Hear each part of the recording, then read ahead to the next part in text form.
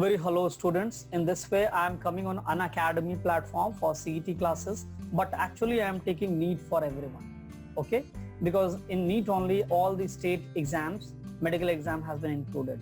So all of you can join me in the Unacademy classes and you can avail the facility. I take special classes student especially for all of you because all the classes are absolutely free. You people need not to pay a single rupee from your pocket, and you can utilize completely the classes, and it will be very useful for every one of you student if you follow the classes. Similarly, every day I am taking classes for the students on Unacademy. Generally I follow the timing, that is from 3 to 4 and 8 to 9. 8 to 9 is a fixed time students, I'll tell you. Night 8 to 9, 8 p.m. to 9 p.m. is a fixed timing I take classes for Unacademy students, and that will be very beneficial. So what I have started doing this, I'll be recording the sessions and putting on YouTube, but if you come for a live class, it will be really interactive and useful for all of you. So if you come for the classes, this will generally help every one of you, and this will be properly guiding you through. It will be a guide post, it will be guiding all of you and will be helping you to attain good marks in the coming exam. So let's start it, let's crack it in this way. Prepare nicely for the 2021 or class 12 student as well as class 11 student. We are going to prepare in this way, and I make sure that all students are going to get good marks. So all the best and all of you, and with Unacademy, let's crack it. Thank you all of you, and we'll meet in the next class students. Till now what we have seen is how the complete part, that is the in organism, how does the reproduction is going to take place, that part we were discussing. Where we have spoke about the sexual reproduction, we are done with this. Syngamy and conjugation are the two parts, where we have seen endogamy, exogamy, isogamy, anisogamy, oogamy and halogamy. Now these all we are learning in a little more detail student, that is what. So what is syngamy? Complete or permanent fusion of the male and female gamete to form a zygote is called as syngamy. So when the matching is going to take place, that is when the complete and permanent fusion of the male and the female gamete takes place, that is what we call such a condition to be a syngamic condition, where we find that a sperm fuses with the egg, goes and fuses with the egg. Similarly, we have got the zygote. Okay, formation of zygote takes place. Now this is not a hand, it is a structure which is in the uterus. They are trying to project and they are trying to show students. So through that they are trying to completely reveal it. I hope you have understood all this. Okay, similarly, we find that sexual reproduction and type of endogamy which we are going to see is syngamy. It is the one type, that is endogamy, that is self-fertilization. When we talk about endogamy, what does it mean? It means self-fertilization. Self-fertilization, the best example comes out to be the Taenia solium, that is tapeworm. Okay, so what do you mean by self-fertilization? That is the sperm and the ova will be produced by the same organism. The sperm and the ova is produced by same organism. That is what we are going to see. Similarly, I have spoke about this Taenia solium, Taenia saginata, Echinococcus granulosus. These are the three types of the tapeworm which we have, in which Taenia solium is pork tapeworm, Taenia saginata is beef tapeworm, Echinococcus granulosus comes out to be a dog tapeworm. So people who consume dog meat, especially in Assam, Nagaland, Mizoram, such all places, northeast places, people they get this infected by this dog tapeworm. Now sexual reproduction or type of exogamy, let us see. So type of exogamy, when we go to this part, you see exogamy is outside the group. Example, one of the best example is rabbit. Actually rabbit is not just an example. They are trying to show that it is mammals through which it is going to happen. So we find it is occurring in the mammals students. So through the mammals such kind of reproduction will be taking place. So the best example comes out to be is mammals. The best example comes out to be in the mammals. Now hologamy, you see the fusion of the two organisms takes place. That is called as hologamy. Hologamy is the fusion of the two organisms. Complete two organism is going to take place. That is what we call it as a hologamy. How does it take place? Let us try to. You see, best example comes out to be, and the complete organism is acting as a gamete. You see, The complete organism is acting as a gamete students. Example comes out to be is the budding yeast. Now these are the example, that is the diagrammatically how you see is the budding yeast. So these are budding yeast.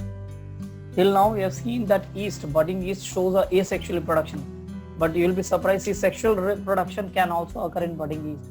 They also follow a sexual cycle. Sexual cycle is possible. Now this was something which was not known to you, I am sure about it. So the two, that is the yeast come to each other, they fuse. You see the point of contact has increased, student. As the point of contact has increased, as you can see over here, as the point of contact is increasing between them. So as the point of contact increases, they undergo meiosis, and you see the duplication of the complete, that is the nucleus is going to take place. There is the exchange and fusion which is going to take place, and then it is going to release it as a daughter nuclei. The complete daughter cells are going to be released, student. That is what we see. Next we see conjugation, as we have seen in case of the Spirogyra. That is also one thing which we have seen, in which we have got this. Actually we did in the previous class, but just for our revision I am teaching you. Conjugation in case of Spirogyra also we have seen this. That is the conjugation tube will be formed, and through this conjugation tube, as you can see, the movement is going to take place. See how the conjugation tube is formed at different places. So I will name it as, you see, 1, 2, 3, and here it is about to form. Here it is about to form. It has not formed completely, student. Here it is about to form. You can see here it is about to form. So in such a way, the conjugation is going to take place. As the conjugation takes place, conjugation tube formation takes place, they are going to do. So lateral conjugation side by side, and scalariform conjugation also takes place, where the conjugation tube will be absolutely clearly formed in the individual. That is also one thing we see, student. Next we see is conjugation in paramecium. So now conjugation in paramecium also is one of the best example which we are going to see, conjugation in paramecium. Now you see in this conjugation in paramecium, how the two organisms are completely coming close to each other, and then the exchange of the material is going to take place. So conjugation in paramecium, you see paramecium shows asexual reproduction, we have learned, right? So we find that it shows a transverse binary fission. But isn't that surprising? They also show sexual reproduction. So sexual cycle is also possible depending upon a situation which is provided to them. Sexual cycle is also possible. Okay. Then similarly we have got parthenogenesis. Parthenogenesis, if you see, it is basically of two types. So you see parthenogenesis comes out to be two types basically, and this is how the parthenogenesis is going to take place. Okay. Let us see. So it can be natural parthenogenesis, one best example, okay, and it can be artificially induced. So parthenogenesis can be either natural or it can be artificial, also induced artificially. If we go to the natural parthenogenesis, it can be a complete parthenogenesis, incomplete parthenogenesis, and pedogenesis parthenogenesis. Pedogenetic parthenogenesis can also be observed in the organism. That possibility is also there, students. Okay, natural parthenogenesis we'll see first one by one. Let us try to learn about the natural parthenogenesis. You see, the natural parthenogenesis can be further characterized. Okay, how do we characterize it? As we call it as the archenotochy, thalitochy, and amphitochy.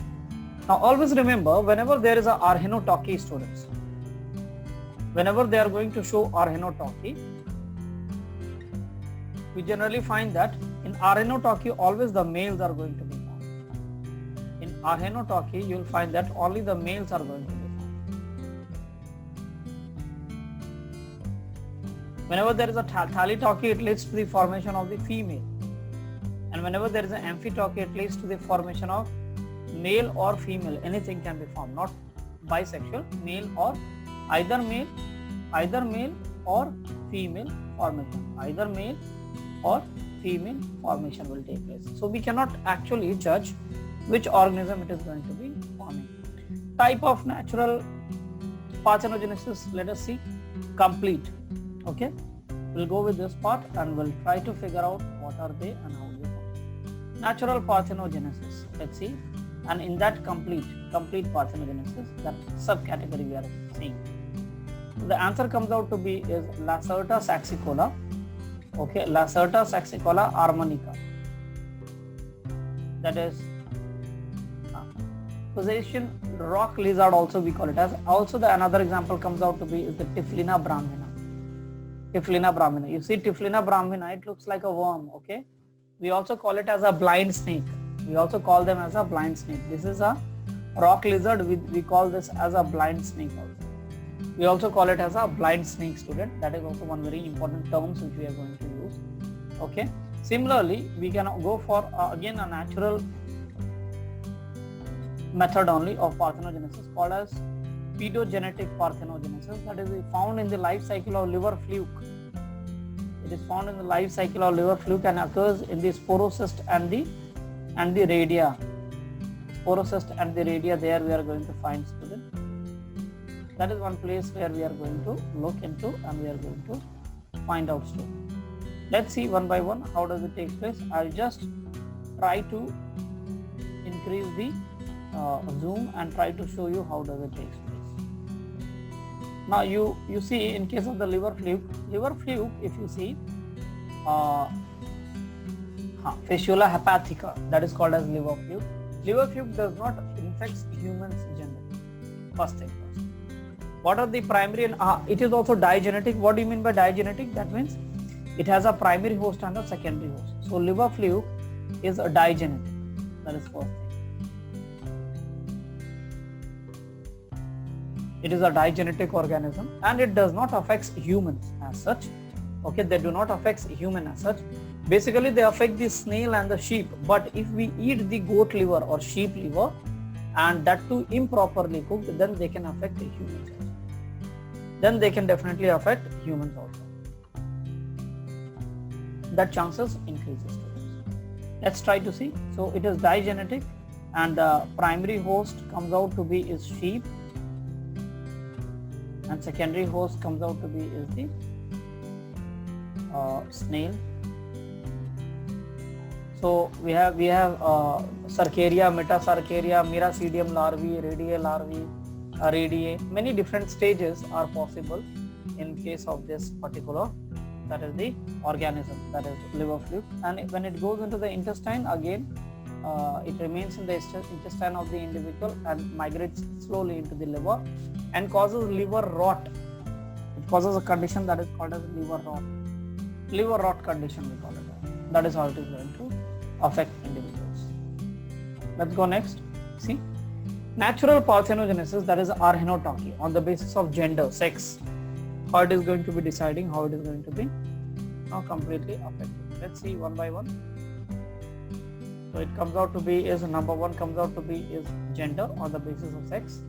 Okay, and first thing we are going to learn is arhenotochy. See, honeybees. Example comes out to be is honeybees,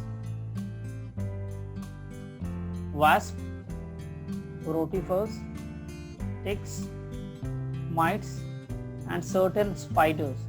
In these all organisms we find that it is going to be affecting students. Okay? So in sabhi mein, in these all organisms it is going to be affecting students. That is one very important concept which are going to find. Okay? So yeah, it is seen in rotifers also. Rotifers is always arhenotochy only. Rotifers they follow arhenotochy. Okay, let's go next. So we have seen thalitochy. Thalitochy again we can see. So there the formation of the female takes place. Thalitochy, we find that the formation of the female is going to take place, students, in such a condition. Let's see thalitochy how it's going to be. So the formation of female is going to take place.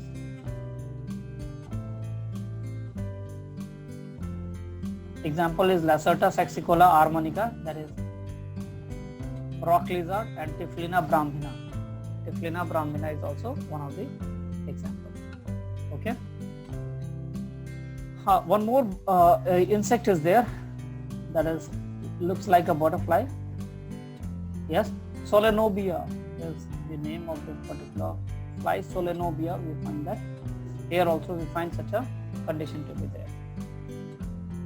Now, amphitauchy is seen in case of aphids. Aphids are also called as plant lice. Okay, aphids, we also call them as amphitauchy, you see, as we are discussing amphitauchy. Aphids are also called as plant lice. Plant lice, aphids we call it as, or aphis also we say. Plant lice, they suck the complete, that is the nutrient and content of the xylem, and then they are going to survive, that is the aphis. That is through amphitauchy they are going to survive. Similarly, artificial parthenogenesis, as you see, okay. How does the artificial parthenogenesis is going to take place? Let us try to understand that. So, in this condition, what we are going to see, students, in this condition also, we have got certain categories in which artificial parthenogenesis can be observed in the individual. For an example, you can see eggs of annelids, mollusk, echinoderms, sea urchins, starfishes, frog, salamander, turkey, hen and rabbit. These all are the organisms where the artificial parthenogenesis can be induced. Artificial parthenogenesis can be induced. Turkeys are are bigger than hen, okay, much more bigger than hen, but they are consumed in the same manner for meat purposes. Rarely for eggs we are growing turkeys. Generally for the meat purposes we are going to use it. Okay. So let's go to the next part, that is the sexuality in the organism. Sexuality on the organism is one of the very important criteria on which the organisms are divided. Okay. On which the organisms are divided, students. What do we see? Sexuality in the organism takes place by fusion of gamete. Okay. Now, lower forms, or like in case of fungi, gametangia are born on the same thalli, that is the homothalli, or different thalli called as heterothalli or heterothalli. Okay, heterothallic, homothallic. This we learn in case of the fungi. When we are learning the chapter that is mycota, there we are going to learn it in more details. Okay, heterothallism, if you see, was first discovered by Blacksley in Rhizopus stolonifer. In Rhizopus stolonifer, the first time we found that the heterothallism was observed, students. That is one very important concept which we are getting to know. We are going to learn. Heterothallism was seen. Okay. Sexuality in animal, if you see homothallism, Mucor mucido shows it. Bread mold also we call it as. This is also named as a bread mold.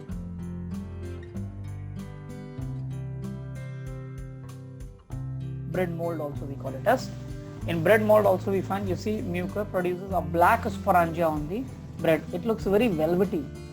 And the formation of the zygospore is also taking place. Let me zoom it and you people will be able to understand it more better. So you see it grows on the bread basically, and there is a formation of a zygospore which is very thick walled structure. Zygospores are thick walled structure, and these zygospores will grow. Okay. If they are put into, okay, and the sporangium is present, then they are going to germinate and grow slowly. Okay, they will grow with the zoospore. The sporangium, they grow with the zoospore. So this is how the formation is there. Then the sporangium contains the zoospores. That is what we look into, we see, students. Similarly, sexuality in other organisms also can be seen, like heterothallic, Rhizopus stoloniferus. You see, it is a white bread mold.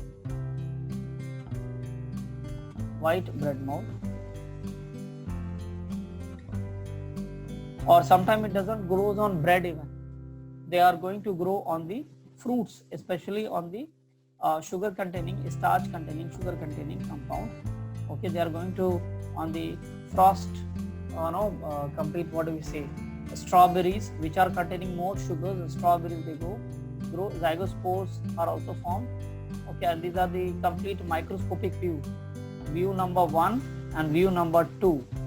These are the complete microscopic view which are going to see how does the thalli appears or looks like when we are having heterothallism. Sexuality in the organism is when we are observing. This can be seen, students. Have you all understood, students? Every one of you? Okay. Now let us go with the summary what we have read right now. So these are the complete sexual reproduction and its type we have seen, like natural and artificial, as well as sexuality in the animals also we have seen. So these were the complete part which we have seen in this particular slide sequences. Okay, we are also going to learn a little more. Okay, let us learn a little more and let's try to see what else do we have. So let me add another PPT which will make you people to understand properly. So it's just getting uploaded, students. By the time we need to wait a little. Let it get uploaded and then we can see that. Okay, now I think it has got uploaded and for everyone it is visible. Now what do you see, students? Sexual reproduction. When we go to the sexual reproduction in plants, it has got 3 defined stages. For the sexual reproduction in plant, it has got 3 defined stages. One is plasmogamy, karyogamy and meiosis. These are the 3 defined stages. 3 defined stages which we can see in case of the sexual reproduction in plant students. That is one. Plasmogamy, karyogamy and meiosis. We'll learn about each one of this in more detail. So 2 generations are going to exist. One is called as the gametophytic generation. Other is said to be a sporophytic generation. So when we go for sexual reproduction, one is a gametophytic generation which we are going to see, students, and the other one comes out to be is the gametophytic generation. The second one comes out to be is the gametophytic, sporophytic and gametophytic generation. These 2 generations which we are going to absolutely learn, students. Let us see how do they alternate with each other. So we also find that these 2 are alternating with each other. That means initially gametophytic, then sporophytic, again gametophytic, sporophytic. That is called as alternation. Alternatively, they are going to be seen. Okay, let us see one by one. So let us go ahead. So gametophytic generation, let's try to understand this generation first.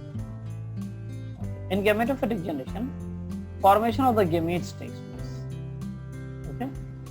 In gametophytic generation, we found that it produces gametes and in the gametangia.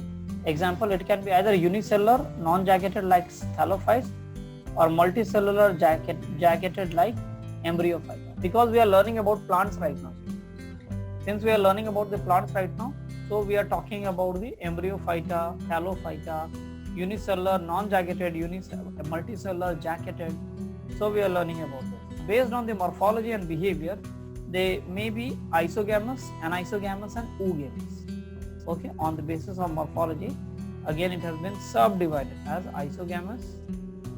Okay, then it has got anisogamous and oogamous. On that basis, it has got divided into 3 particular parts. In lower plant, gametophytic generations is a dominant. In lower part, we find that in lower plant, gametophytic generation is dominant. Example, bryophyta. Gametophytic generation is a little more dominant as compared in the lower plant. Let's see one by one and we'll mark it. Okay. Here we go. So in the lower plants, we find that the gametophytic generation is said to be dominant. Example comes out to be is bryophyta. In higher plants, the sporophytic generation is dominant. Example comes out to be pteridophyta, gymnosperms and angiosperms. That is how we are going to see. Angiosperms, now we go further. Angiosperms have got a highest degree of evolution of diploid sporophytic generation in the life cycle. That is one very major thing, students. Development of embryo, if you see, the development of the embryo is characteristic feature of embryophyta, okay, and gymnosperms and angiosperms.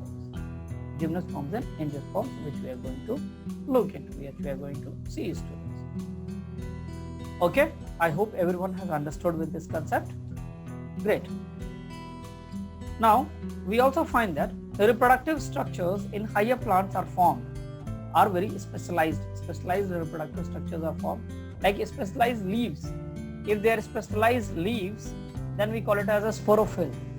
If they are aggregated to form cones, then we call that is in the case of the gymnosperm. If it is in cones, okay, then it is in form of male and female cones. It is in the form of a gymnosperm. Similarly, in angiosperms also we are going to see they are formed in flowers such as stamen and pistil, and they are also present in androecium, gynoecium, okay, androecium and gynoecium, where the anther and the carpels are present, where the microsporogenesis, that is of the pollen grain, and metasporogenesis, that is of the ovule, is going to take place. So these are some of the very complex structures which are going to be formed in plants, through which it can be easily understood how and in what manner the complete structure, the complete condition which we are going to see is going to be formed in the individual cells. That is what we are going to find. I hope till here it's clear to every one of you. Okay, now we see that sexual reproduction in plants. In sexual reproduction in plant, you see it is a monocarpic plant. What do you mean by monocarpic plant? Plant which flowers only once in a year. That is called as monocarpic. You see, let us try to understand how it is. So what is a monocarpic plant? You see, that is the flowers they flower only once in their lifetime. Annual, that is wheat and rice. Biennial, that is such as carrot, radish, and perennial, that is in case of bamboo. The perennial will be, yes, okay. So annual, biennial, and perennial plants we are seeing. Biennial means plants which grows, okay, plants which are going to grow only twice in a year. That is called as, or 2 seasons are required. They can be grown in 2 seasons. Okay, that is what we say. Similarly, when we see polycarpic plant, they flower throughout the year. Repetitive flowering will occur. They are going to flower throughout the year. For example, flower is repeatedly. They flower repeatedly. Okay, and after every interval of year. For an example, apple, mango, orange, grape, wine, and hibiscus. Also in case of hibiscus, we find that the plants are able to grow. Have you all understood?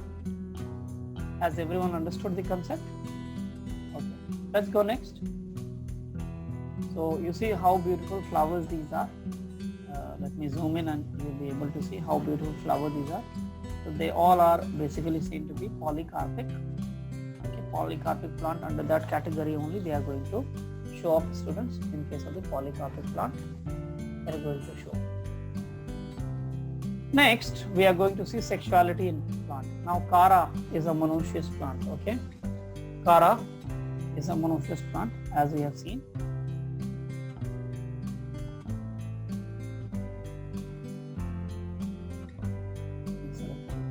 It's important, it is asked in the exam. Kara is monoecious, where we find that there is the formation of oogonium is going to take place and antheridium.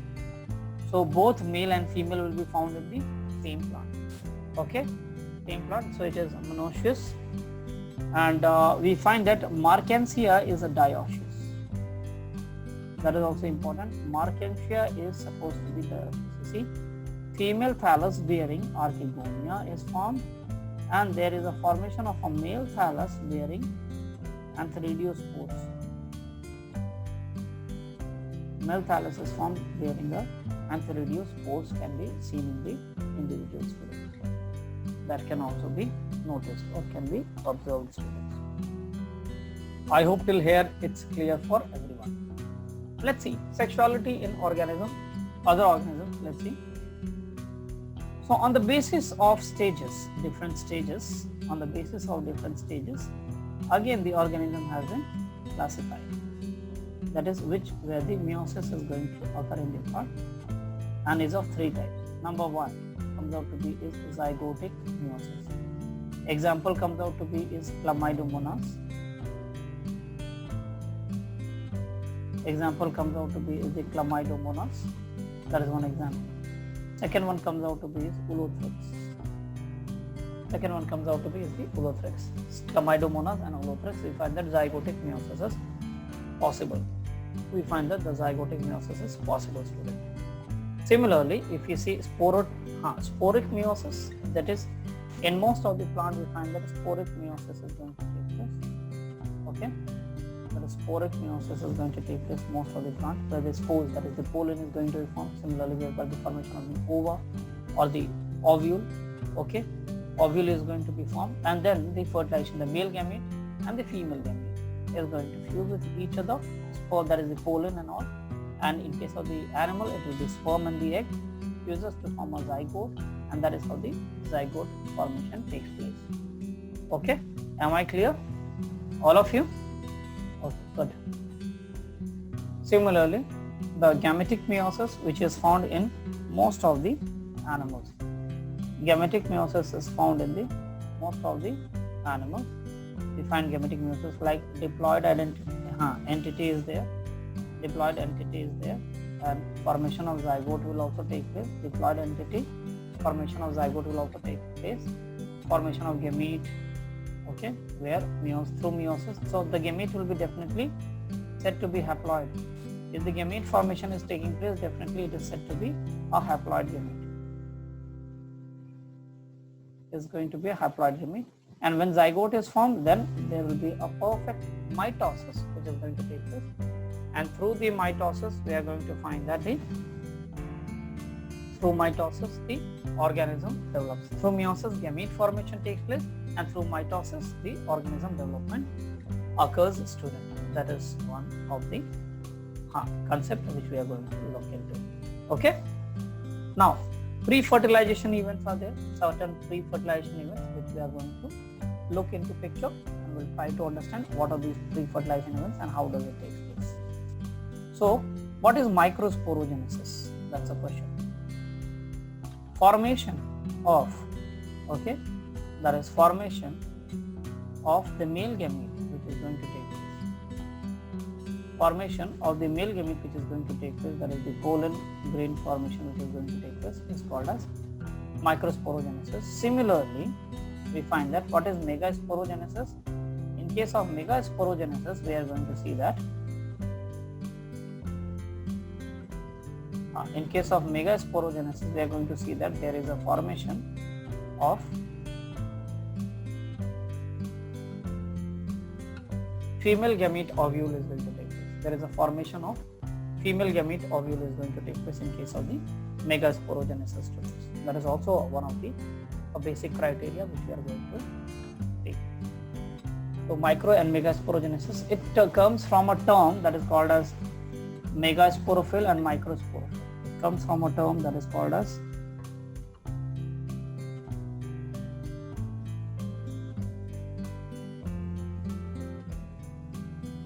megasporophyll and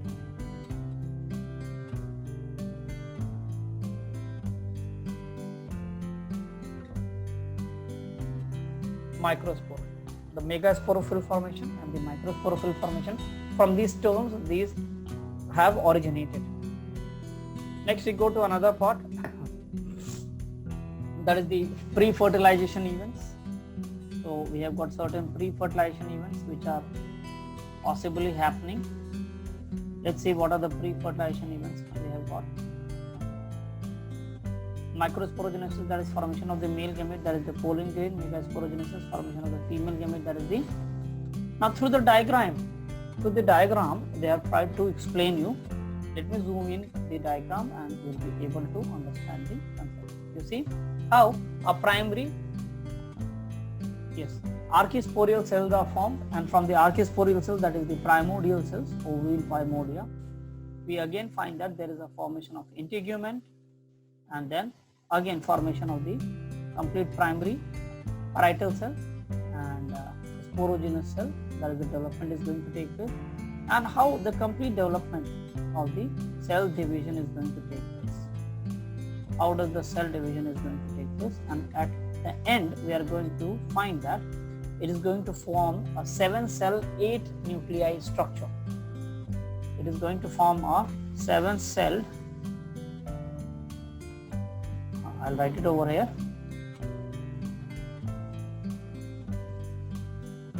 7-celled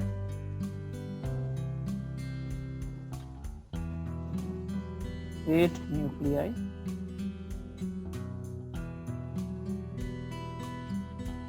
structure. 7-celled and 8 nuclei structure is going to be formed, students. That is one very important thing. Microsporangia, if you see, this is the complete diagram of the microsporangia. If you see as a whole, we can easily find out this is how is the microsporangia, which looks like, and the complete microsporangia as we see right now in the diagram is visible to every one of you, I hope. Okay, that is one very important concepts which we are going to see, student. We have already seen such all things when we are learning botany. In the botany we will be learning all this particular part. Similarly, if we go to the pre-fertilization events, you see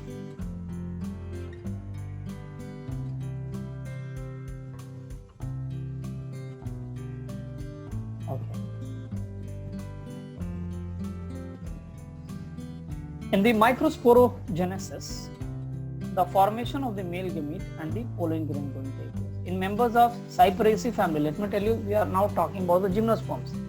Cyperaceae family, the microspore mother cells forms 4 cells, but only one is able to survive and 3 are going to degenerate. They are going to die off. Hence, to produce 100 pollen, 100 microspore mother cells are required. One very important question. But if it would have been an angiosperms, for 100 cells, 100 microspore, only 25 mother cells were required, and they would have formed easily. They would have formed. What other? You see, it is written here.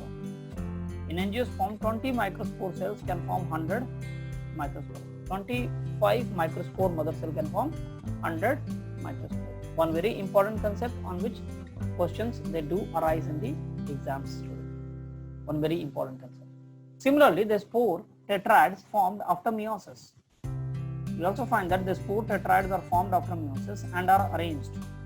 That is linear in halophiles, P-shape in Aristolochia, decussate in Magnolia. Magnolia is a flowering plant, not found in India, America and China. Okay, America and China. Basically European country, I should say, not just America. So European countries and China, we find Magnoliaceae family plants to be there. Very beautiful flower there. Crocus. Crocus is your saffron. Saffron, kesar, what we call it. Kesar. Tetrad in the most of the angiosperms and the lower plant also are there. Pollinium in case of Asclepidaceae family and Orchidaceae family. You find that there is a formation of pollinium is going to take place. These are some of the very important and worth understanding concepts which we are seeing. Now, types of ovules are there classified on the basis of position of the micropyle funicle, okay, micropyle funicle and chalaza. We are going to see. Okay, on that basis, there are many different types of the individual which we are going to look into. Now, what do we see? Number A comes out to be is orthotropous. We'll learn all this. Example: gymnosperm, piper, polygonum and remix. These are very important example. You have to learn. Anatropous, that is 80% in angiosperm species. Hemitropous, Ranunculaceae and Primulaceae family we are going to see. Amphitropous is a horseshoe-shaped embryo sac, that is in case of lemna. Campylotropous is in Caparis, Capsula bursa pastoris. We call it as shepherd purse. In genetics, we learn how the arrangement of the allele is going to take place. So when we are learning genetics, we learn about this also.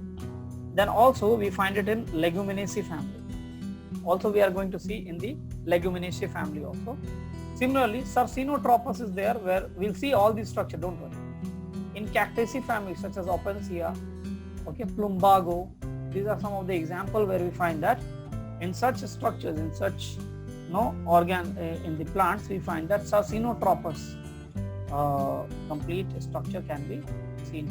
Let's see one by one what are the different types. You see orthotropous, everything lies at the same angle. Then here you find that the chalazal and all these are in a same straight line. Here we find that it is at a 90 degree. Okay, then horseshoe shape, you see Campylotropous. So orthotropous, Anatropous, Hemitropous, Campylotropous, Amphitropous and Sarcinotropous. These are the structures which we are going to see, students, which are visible there. Post-fertilization event. After, what if what after fertilization, what is going to happen? Okay, I guess this diagram is clear to everyone. I'm sure this diagram is clear to everyone of you, right students? The diagram is clear to everyone of you. Okay, good. So these are some of the very important concepts which I have understood. Okay, now what we are later able to see through these all diagrams, we go to the next part, that is post-fertilization events, which we are going to see. All of you remember students, every day we have a class from 3 to 4 p.m. and 8 to 9 p.m. This is the time slot we every time meet. These are the time slots we every time, 3 to 4 p.m. in the afternoon and 8 to 9 p.m. in the evening, we meet every day students. So you will have to keep it in mind that we are going to meet in the classes every day at this particular time slot only. Okay students, I hope everyone has understood the concepts, everyone has understood the complete. So we'll meet tomorrow again students. We are going to meet tomorrow again, and we'll wind up with the next, that is post-fertilization, and we'll do it tomorrow. Thank you all of you. See you all in the next. Yes. You people need not to pay a single rupee from your pocket, and you can utilize completely the classes, and it will be very useful for every one of you students if you follow the classes. Similarly, every day I am taking classes for the students on Unacademy. Generally, I follow the timing, that is from 3 to 4 and 8 to 9. 8 to 9 is a fixed time students, I'll tell you. Night 8 to 9, 8 p.m. to 9 p.m. is a fixed timing I take classes for Unacademy students, and that will be very beneficial. So what I have started doing this, I'll be recording the sessions and putting on YouTube, but if you come for a live class, it will be really interactive and useful for all of you. So if you come for the classes, this will generally help every one of you, and this will be properly guiding you through. It will be a guide post, it will be guiding all of you, and will be helping you attain good marks in the coming exam. So let's start it, let's crack it in this way. Prepare nicely for the 2021 or class 12 student as well as class 11 student. We are going to prepare in this way, and I make sure that all students are going to get good marks. So all the best, and all of you, and with Unacademy, let's crack it. Thank you all of you, and we'll meet in the